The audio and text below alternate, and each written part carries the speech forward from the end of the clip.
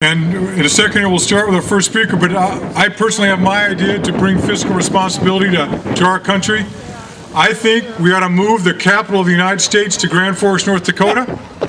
And the reason I believe that is for 6 months of the year, the majority of those people then that will go there, including our congressional delegation, will have never lived in a place that's that cold, and they'll have to keep their hands in their own pockets.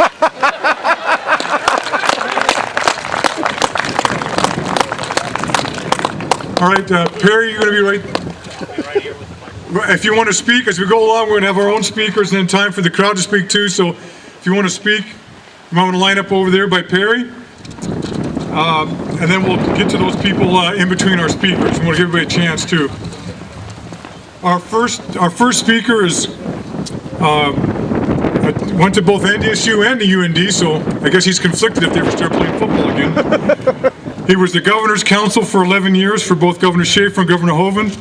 He's the co-founder of the Citizens for Responsible Government, a board member of the North Dakota Taxpayer Association, and a Tea Party activist. I'd like to have you welcome Robert Harms.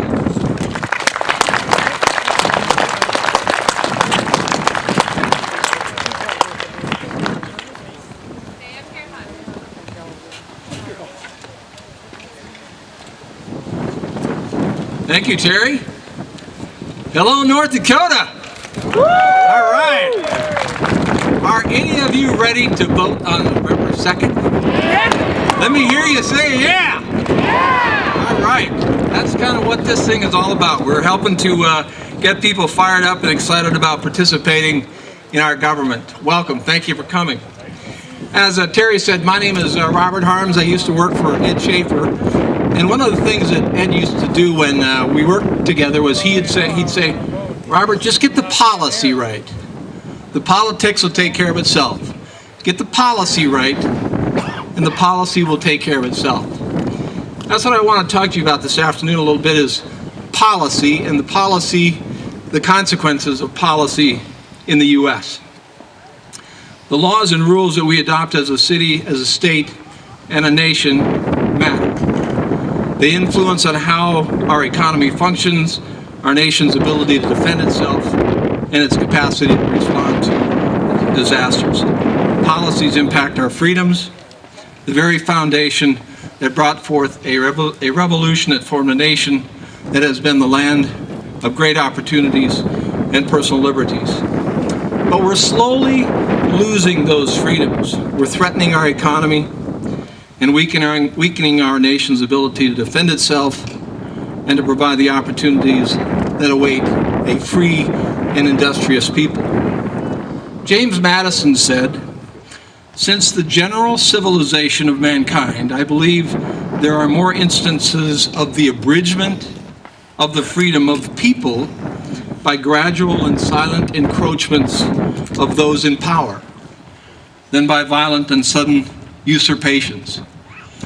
We need to be sensitive to and be wary of the usurpations that Madison wrote of.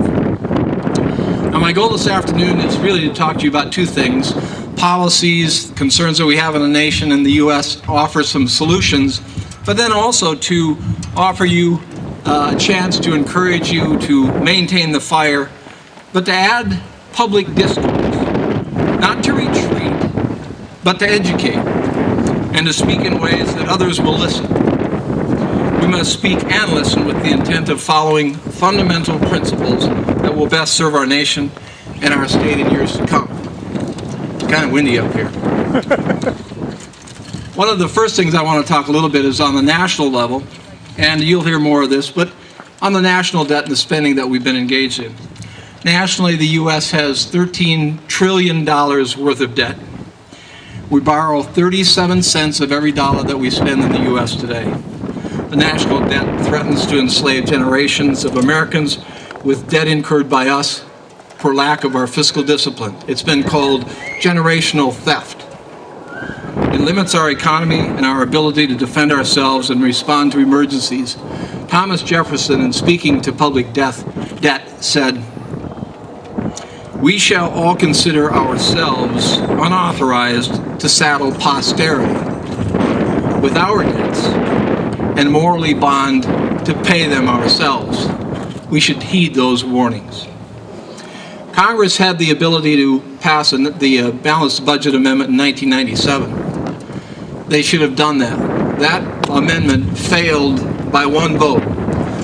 Both North Dakota senators voted against the balanced budget amendment in 1997. One is retiring, and the other has a house in Beach. If we had had a balanced budget amendment before the people of America in 1997, we would have $13 trillion worth of debt today. Other examples of federal spending that you've all heard about, and these, by the way, aren't limited to President Obama. These include President Bush, President Obama, Republicans, and Democrats who've controlled Congress since 2006, something we seem to forget from time to time. A few other examples include the 2008 stimulus package, where we borrowed 37 cents to send checks back to Americans so they could buy TVs and washing machines. Then we took over Fannie Mae and Freddie Mac and put trillions of dollars of additional debt onto Americans' checkbook or credit card. Did we change their policies? No. That was followed by the $700 billion TARP fund, and then the AIG fiasco and the bonus package that was authorized in the bill that no one read. And you remember that Congressman Pomeroy, offended by that notion, stood on the floors of Congress and yelled back to the AIG executives, "Give us our money back." We should have known that on the front end. That was followed by the $787 billion stimulus that had 7,000 earmarks in it and had little to do with building infrastructure, mostly just additional spending. More recently, Congress has approved an extension of unemployment benefits that cost the American taxpayer $34 billion and took unemployment benefits from 26 weeks up to 99 weeks of unemployment. And most recently, Congress came home adjourned and didn't take up the Bush tax cuts and what's going to be our tax policy for America at the end of this year. They decided to dodge that and come home instead. And most recently, and probably the granddaddy of all of them, is the health care bill. Now, we need health care in America. Health care costs will chew up about 25% of our gross domestic product by the year 2025. We need health care reform, no question.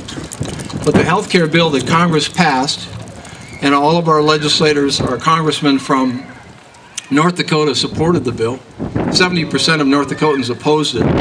That bill does several things that we should be aware of. It added 30 million people to the public health care system in the U.S., and that's not going to lower health care costs.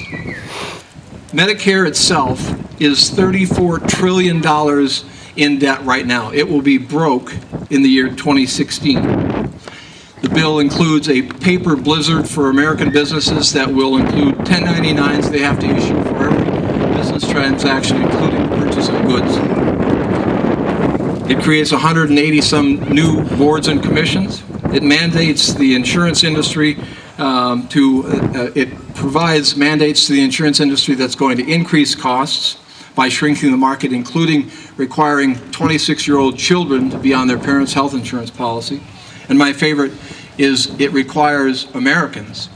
It requires Americans to buy health insurance by the year 2014.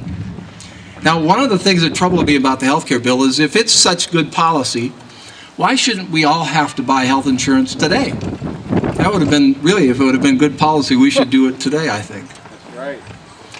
But the skeptic in me says it has something to do with the 2012 election. Anyway, just a couple of